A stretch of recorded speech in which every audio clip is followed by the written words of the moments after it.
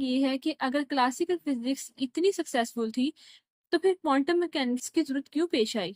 आखिर ऐसा क्या हुआ कि जिसने साइंटिस्ट को मजबूर कर दिया कि वो पुराने लॉज पर दोबारा सोचे? तो चलिए वक्त को रिवर्स करते हैं और फिजिक्स की हिस्ट्री को एक्सप्लोर करते हैं। 17th सेंचुरी से लेकर 19th सेंचुरी तक फिजिक्स का एक गोल्डन एरा रहा है जिसमें हम क्लासिकल फिजिक्स कहते हैं। इस एरा में साइंटिस्ट को बिलीव था कि यूनिवर्स एक मशीन की तरह काम करती है, हर चीज प्रिडिक्टेबल है और अगर इनिशियल कंडीशंस पता हो तो फ्यूचर परफेक्टली कैलकुलेट किया जा सकता है। क्लासिकल फिजिक्स मेनली तीन इंपॉर्टेंट ब्रांचेस पर बेस्ड करती हैं और वो है Newtonian mechanics, thermodynamics and electromagnetics. और इन सब ने मिलकर साइंस को इनक्रेडिबल सक्सेस दी थी।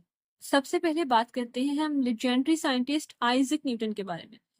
तो 1687 में न्यूटन ने अपनी famous book Principia Mathematica publish की। उन्होंने मोशन के 3 लॉज दिए और लॉ ऑफ ग्रेविटेशन इंट्रोड्यूस किया।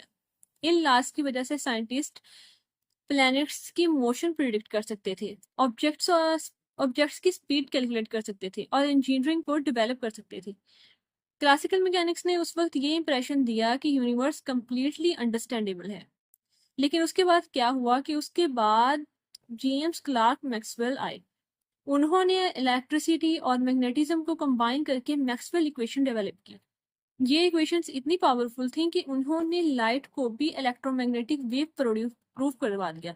यानी जैसे हम लोग पढ़ते हैं radio waves, visible light, x rays, सब एक ही फैमिली का पार्ट है। इन सब डिस्कवरीज ने फिजिक्स को और ज्यादा स्ट्रॉन्ग बना दिया था।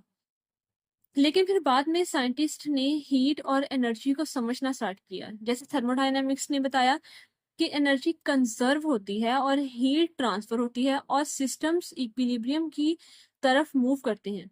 इंडस्ट्रियल रेवोल्यूशंस में स्टीम इंजन्स और मशीन्स की डेवलपमेंट में थर्मोडायनामिक्स का बहुत बड़ा रोल रहा है। लेकिन 19th सेंचुरी के एंड तक कुछ एक्सपेरिमेंट्स ने साइंटिस्ट को कंफ्यूज करना शुरू कर दिया।